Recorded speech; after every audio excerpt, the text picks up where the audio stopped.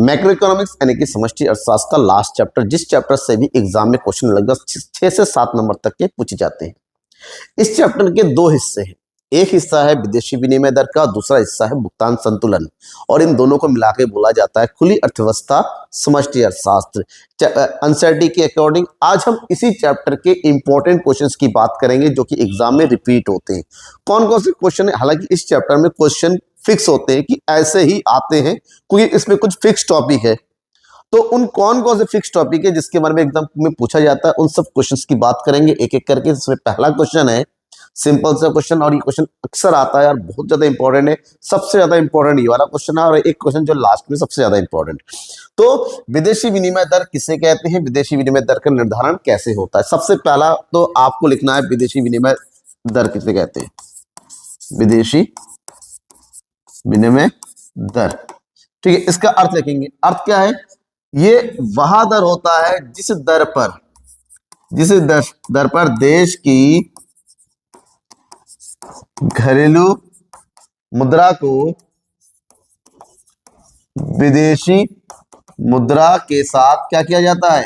Exchange किया जाता है, अदला बदली किया जाता है। उस दर को विदेशी विनिमय दर कहा जाता है। जैसे फॉर एग्जांपल अमेरिका के $1 के बदले में अगर भारत का 94 रुपीज जा रहा है तो इसको विदेशी विनिमय दर के नाम से जानते हैं, क्योंकि जो लेन देन होता है इसी के हिसाब से ही होता है। अब बात करेंगे विदेशी विनिमय दर का निर्धारण कैसे होता है। तो ये जब भी निर्धारण की बात होगी ध्यान में रखिएगा, ये आपको लोचशील विनिमय दर की बात करते हैं। तो यहां पर हेडिंग डाल दिए विदेशी विनिमय दर का निर्धारण, विदेशी विनिमय दर का निर्धारण, ठीक है। तो किसके आधार पर लिखेंगे? लोचशील विनिमय प्रणाली के आधार पर पूरा लिखना है आपको। लोचशील या लोचपूर्ण विनिमय दर प्रणाली के अंतर्गत विदेशी विनिमय दर का निर्धारण कहां होता है? निर्धारण कहां होता है? निर्धारण खुली अर्थव्यवस्था या खुली बाजार में विनिमय दर की मांग तथा कैसे होता है? पूर्ति के द्वारा होता है। विदेशी विनिमय की मांग और विदेशी विनिमय की पूर्ति द्वारा होता है। इसका मतलब होता है जिस बिंदु या जिस दर पर विदेशी विनिमय की मांग और विदेशी विनिमय की पूर्ति आपस में बराबर हो जाती है, उस दर को विदेशी विनिमय दर के नाम से जानते हैं। अब आपको क्या करना है? अब सिंपली इसको एक्सप्लेन करना है कि विदेशी विनिमय की मांग क्या है, विदेशी विनिमय की मांग, और दूसरा लिखना है विदेशी विनिमय की पूर्ति। मतलब कहां कैसे विदेशी विनिमय को मांग करते हैं, पैसा कहां को जाता है, और विदेशी विनिमय की पूर्ति कैसे होती है, पैसा कैसे आता है। जैसे मांग का सबसे बड़ा स्रोत है जब हम कोई भी वस्तु विदेशों से आयात करते हैं, मतलब हमें पेमेंट करना पड़ेगा। और पूर्ति का क्या होता है? निर्यात, जब हम विदेशों को बेचेंगे। इस प्रकार से विदेशी विनिमय की विभिन्न सोर्स और विदेशी विनिमय के पूर्ति के सोर्स आपको लिखना है। और इस चीज को एक्सप्लेन करने के लिए एक आपको डायग्राम बनाना है। ये विदेशी विनिमय की पूर्ति, विदेशी विनिमय की मांग, और ये है विदेशी विनिमय की दर, ये वाला ये OR विदेशी विनिमय दर, और इस दर पर इतनी क्वांटिटी का विनिमय हो रहा है। इस पूरे कॉन्सेप्ट को आपको एक्सप्लेन करना होगा, तब जाके ये कंप्लीट होगा, ठीक है। ये पहला क्वेश्चन है। नेक्स्ट क्वेश्चन है आज की इस क्लास का इंपॉर्टेंट क्वेश्चन में, वो है विदेशी विनिमय बाजार क्या है, विदेशी विनिमय बाजार के क्या कार्य है। तो सबसे पहली तो बात तो ये है कि आपको विदेशी विनिमय बाजार का अर्थ लिखना है। फॉरेन एक्सचेंज मार्केट अर्थ क्या है? एक ऐसा बाजार जिसके अंतर्गत विभिन्न देशों की राष्ट्रीय मुद्रा का आपस में विनिमय होता है, उस बाजार को विदेशी विनिमय बाजार या अंतर्राष्ट्रीय विनिमय बाजार के नाम से जानते हैं। मतलब एक ऐसा बाजार होता है जहां अलग अलग देशों की राष्ट्रीय मुद्रा, जैसे भारत का रुपए है, अमेरिका का डॉलर है, आपस में एक्सचेंज होता है, जिसका आपस में लेन देन होता है, उस बाजार को विदेशी विनिमय बाजार के नाम से जानते हैं। और इसे पूछा गया है विदेशी विनिमय बाजार के कार्य। तो ध्यान में ये रखना, विदेशी विनिमय बाजार के केवल 3 ही कार्य है जो हमें बताए जाते हैं। नंबर 1 ट्रांसफर फंक्शन, यानी कि हस्तांतरण कार्य। नंबर 2 साख कार्य, और नंबर 3 जोखिम कार्य, ठीक है, तो ये 3 प्रकार से विदेशी विनिमय बाजार कार्य करता है। हस्तांतरण कार्य के अंतर्गत एक देश की मुद्रा को दूसरे देश की मुद्रा में परिवर्तित कर उसको एक दूसरे को हस्तांतरित करने का कार्य। साकर, जब कोई देश, ठीक है, जब कोई देश ऑन द स्पॉट यानी कि तुरंत जो है भुगतान करने में सक्षम नहीं हो तो उसको उधार लेन देन करने की सुविधा प्रदान करना। और इस बाजार में भविष्य संबंधित जोखिम मौजूद होता है तो उस जोखिम को कम करने के कार्य को जोखिम कार्य के नाम से जाना जाता है। तो 3 प्रकार के कार्य को लिखना है और अभी सभी कार्यों को 2 से 3 लाइन में एक्सप्लेन करना है, तो ये आंसर भी आपका कंप्लीट हो जाएगा। ठीक है, आगे बढ़ते हैं नेक्स्ट क्वेश्चन की तरफ। यहाँ पर स्थिर विनिमय दर और परिवर्तनशील विनिमय दर में क्या अंतर है? स्थिर विनिमय दर और परिवर्तनशील विनिमय दर में अंतर पूछा गया है। तो यहां पर आप एक तरफ लिखे स्थिर विनिमय दर और दूसरी तरफ लिखेंगे आप परिवर्तनशील विनिमय दर, और इधर लिखेंगे अंतर का आधार, क्योंकि हर वीडियो में बताता हूं जब भी अंतर आता है तो आधार के साथ लिखेंगे। जैसे सबसे पहला तो अर्थ लिखना है, कोई भी चीज है अर्थ से शुरू होता है। स्थिर विनिमय दर वह विनिमय दर था जिसका निर्धारण सरकार के द्वारा किया जाता है, जिसमें किसी प्रकार का परिवर्तन संभव नहीं होता है।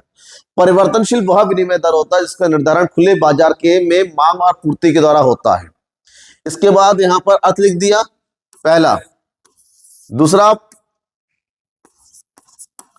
परिवर्तनीय, जो अर्थ है अर्थ से ही बाकी बनेगा। स्थिर दर में किसी प्रकार का परिवर्तन संभव नहीं होता है और इसमें परिवर्तन होता रहता है। ठीक है, तीसरा निर्धारणकर्ता। निर्धारणकर्ता कौन है? यहां पर विदेशी विनिमय का निर्धारण सरकार के द्वारा किया जाता है और इसके अंतर्गत बाजार द्वारा, किसके द्वारा? बाजार द्वारा, बाजार की शक्ति, मांग एवं पूर्ति के द्वारा। चौथे में पॉइंट लिख दीजिए सरकार की भूमिका। सरकार की यहां पर प्रत्यक्ष भूमिका होती है, अर्थात सरकार के द्वारा विदेशी विनिमय दर का निर्धारण होता है, जबकि यहां पर सरकार का कोई हस्तक्षेप नहीं होता है। सरकार का कोई हस्तक्षेप नहीं होता है, तो इसको हम क्या बोलते हैं? परिवर्तनशील और स्थिर। तो इसी तरह से 2-3 पॉइंट और लिख लीजिए और आपका ये आंसर कंप्लीट हो जाता है। आगे बढ़ेंगे, थोड़ा सा आगे और बढ़ते हैं तो नेक्स्ट क्वेश्चन पे आ जाता है भुगतान संतुलन और व्यापार संतुलन में क्या अंतर है।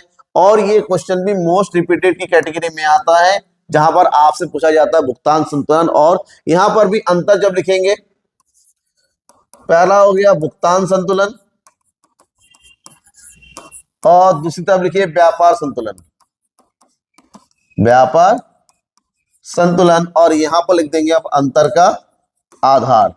सबसे पहला काम भाई सेम आप लिखेंगे अर्थ। भुगतान संतुलन किसी भी देश के समस्त आर्थिक लेन देनों का एक क्रमबद्ध लेखा जोखा होता है, जबकि व्यापार संतुलन के अंतर्गत केवल दृश्य वस्तु के आयात और निर्यात को शामिल किया जाता है, पहला। दूसरा है इसके घटक। भुगतान संतुलन के अंतर्गत सभी प्रकार की वस्तुएं दृश्य अदृश्य एक पक्षीय शामिल किया जाता है। व्यापार संतुलन में केवल और केवल दृश्य वस्तु को ही शामिल किया जाता है। ठीक है, तीसरा संतुलन की स्थिति। भुगतान संतुलन हमेशा संतुलन की स्थिति में रहता है और व्यापार संतुलन संतुलित, घाटा या फिर बचत का भी हो सकता है। फिर है देश की स्थिति। भुगतान संतुलन किसी भी देश की आर्थिक स्थिति को बताता है, देश की अर्थ प्रणाली को बताता है, जबकि व्यापार संतुलन देश में केवल और केवल व्यापार की स्थिति को बताता है, आर्थिक स्थिति को नहीं बताता है। भुगतान संतुलन व्यापकता, इसकी व्यापकता के बारे में बताएं। भुगतान संतुलन व्यापक होता है, ये संपूर्ण अर्थव्यवस्था को साथ लेके चलता है। व्यापार संतुलन भुगतान संतुलन का ही एक अंग मात्र है। तो ये अंतर आपका पूरा हो जाएगा जो बातें मैंने बोली हैं। हालांकि मैं आपको रिटर्न में चाहिए आंसर रिटर्न में चाहिए, जिसको भी रिटर्न में चीजें चाहिए वो मेरे वेबसाइट www.theeconomicguru.com में चलिए, वहां पर आपको नोट्स मिल जाएगा, पीडीएफ मिल जाएगा, डाउनलोड कर दीजिए, उसके अकॉर्डिंग पढ़िए। वरना रिटर्न में आंसर का नेक्स्ट वीडियो बहुत जल्दी आने वाला है, क्योंकि ये लास्ट चैप्टर है। फिर वेस्ट अर्थशास्त्र के चैप्टर के इंपॉर्टेंट क्वेश्चन करवाने के बाद मैं आपको रिटर्न में बाकी सब कुछ जल्दी ही इसी हफ्ते के बीच में प्रोवाइड करना शुरू कर दूंगा।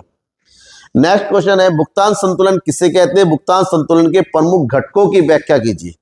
सबसे पहला तो भुगतान संतुलन का अर्थ लिखिए। भुगतान संतुलन का अर्थ जस्ट मैंने अभी बताया कि भुगतान संतुलन एक देश के विदेशों के साथ किए गए सभी प्रकार के आर्थिक सौदों का लेखा जोखा होता है, जो कि एक निश्चित अवधि के लिए तैयार किया जाता है।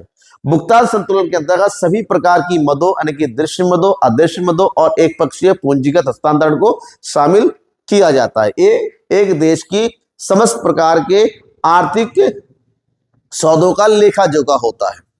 दूसरा है भुगतान संतुलन की प्रमुख घटकें। जब भुगतान संतुलन की घटकों की बात की जाती है तो भुगतान संतुलन की प्रमुख घटक में क्या क्या आता है?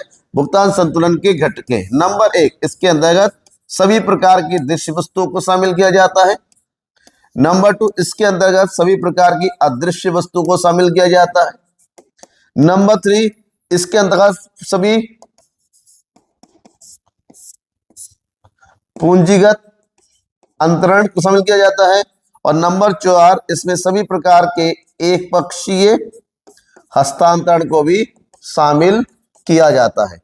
तो अब इन सबको एक्सप्लेन करना। दृश्य वस्तु किसे कहते हैं? दृश्य वस्तु ये वह वस्तु है जो भौतिक रूप से पाया जाता है, जिसको आंखों से देखा जा सकता है, छुआ जा सकता है, जैसे मशीनरी हो गया, फर्नीचर हो गया, कपड़े हो गए, खाने पीने का सामान हो गया, इलेक्ट्रॉनिक्स आइटम्स हो गए, एक्सेट्रा। इसके अंतर्गत सभी प्रकार की अदृश्य वस्तु को शामिल किया जाता है, जिसको हम आंखों से देख सकते हैं, ना छू सकते हैं, जिन्हें सेवा के रूप में भी जाना जाता है, जैसे आपका बीमा हो गया, बैंकिंग हो गया, शिक्षा हो गया, मेडिकल हो गया आदि। पूंजीगत अंतरण के अंतर्गत उन सभी सौदों को शामिल होता है जिससे एक देश की दायित्व और संपत्तियां प्रभावित होती हैं, और ये पूंजीगत प्रकृति में पाया जाता है। एक पक्षीय अंतरण वह होता है जो केवल एक पक्षीय प्रकृति की होती है, मतलब जिसका लेन देन नहीं होता, या तो दिया जाता है या तो लिया जाता है, जैसे दान, दक्षिणा आदि। तो ये हो गया भुगतान संतुलन के घटक। नेक्स्ट बात करेंगे भुगतान शेष के चालू खाते और पूंजी खाते को विस्तार से समझाइए। जब भी भुगतान शेष तैयार किया जाता है, इसमें 2 प्रकार के खाते होते हैं। एक होता है चालू खाते और एक होता है पूंजीगत खाते। चालू खाते जिसको नॉर्मली क्या बोलते हैं? Current account. और दूसरा होता है पूंजीगत खाते, पूंजी खाते, कैपिटल अकाउंट। ठीक है। चालू खाता वह खाता होता है जिसके अंतर्गत एक देश के सभी प्रकार के दैनिक लेन देनों को या फिर सभी प्रकार के दैनंदिन या फिर चालू प्रकृति के लेन देनों को शामिल किया जाता है। इसके अंतर्गत 3 प्रकार के तत्वों को शामिल किया जाता है। समस्त दृश्य वस्तुओं के आयात निर्यात को, समस्त अदृश्य वस्तुओं के आयात निर्यात को, और समस्त एक पक्षीय अंतरण को। इसमें केवल 3 प्रकार की चीजें आती है, बाकी इन तीनों को जैसे पहले बताया उसी तरह लिखिए। सभी प्रकार के दृश्य आयात निर्यात को शामिल किया जाता है, और दृश्य वस्तु आयात निर्यात की जो खाते तैयार किया जाता है उसको हम व्यापार खाते के नाम से, व्यापार शेष के नाम से जानते हैं।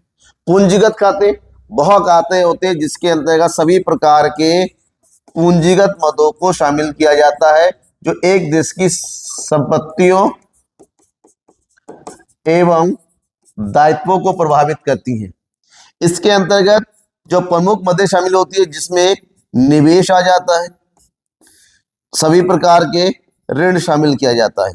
निवेश के अंतर्गत एफडीआई भी इसी में आ जाता है और एफआईआई भी इसी के अंदर आ जाता है। अब उसको थोड़ा सा एक्सप्लेन करेंगे, इसका आंसर भी हमारा कंप्लीट हो जाता है।